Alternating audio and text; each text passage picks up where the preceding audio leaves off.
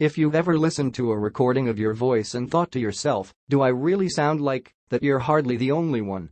People hear themselves talk all the time, so why do they sometimes think that recordings of their voices sound so strange? Here's the simple answer: what you hear when you speak is not the same as what others perceive, said Dr. Yael Cohen, director of the Hearing Sciences Center at the University of Pennsylvania's Perelman School of Medicine. The voice that you hear on a tape recorder is actually how your voice sounds, Cohen told Live Science.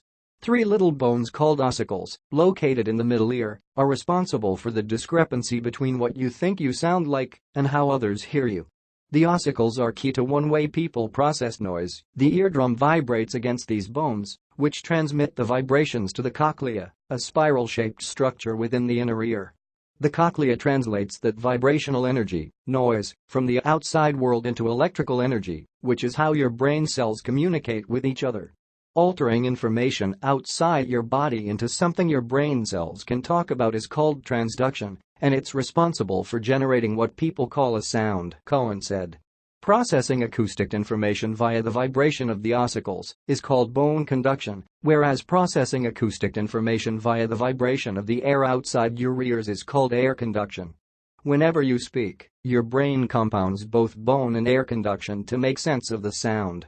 Your ossicles vibrate a little bit whenever you encounter an acoustic stimulus, but your own voice will always sound loud because of how close your mouth is to your ears, so the ossicles vibrate more when you talk. This ends up muddling the sound, causing you to incorrectly perceive your voice as having a lower pitch. For this reason, you may find that a recording of your voice sounds much higher to you than what you're used to hearing when you speak. But why does hearing yourself speak at a higher pitch elicit such a strong, and often negative, reaction? Because ultimately, people think they know what their own voices are supposed to sound like, Cohen said.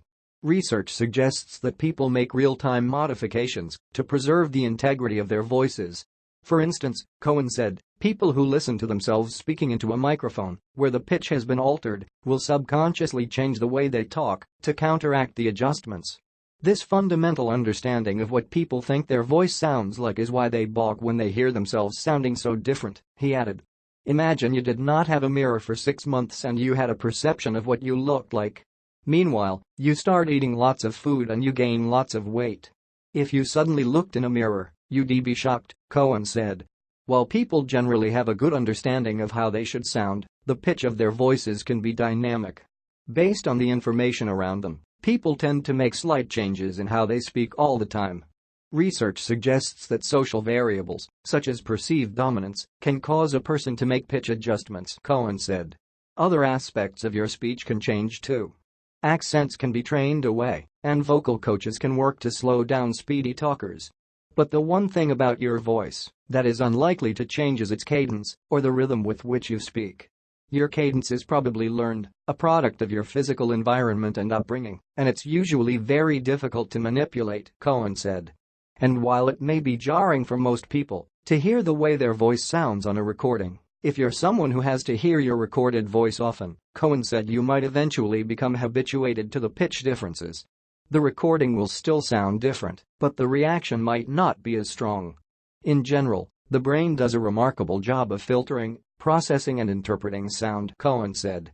If you learned something new today, then give the video a like and share it with a friend.